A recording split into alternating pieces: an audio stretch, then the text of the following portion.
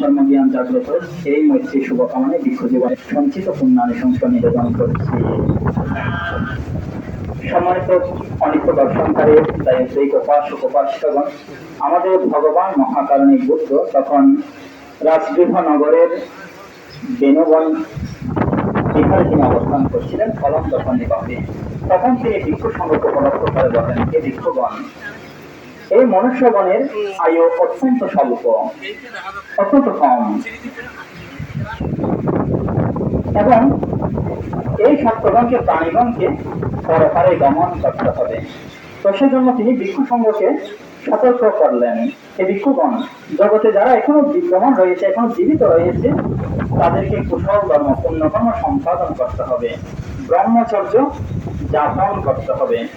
এখানে এমন কোন ব্যক্তি খুঁজে পাওয়া যাবে না যে ব্যক্তির মরণ হয় না, মরণ হবে না, সে ধরনের কোন ব্যক্তি জগতে বিদ্যমান নেই। যে সমস্ত ব্যক্তিগণ এখানে দীর্ঘকাল কিংবা চিরকাল অথবা দীর্ঘ আয়ু হয়ে জন্ম ধারণ করে, তারা হয়তো 100 বছরের বেশি এখানে অবস্থান করে, অথবা যারা অল্পায়ু তারা 100 বছরের নিচে আয়ু লাভ করে মৃত্যু সাগরে কিংবা মৃত্যুর রাজের অধীনে তারা গমন করে থাকে।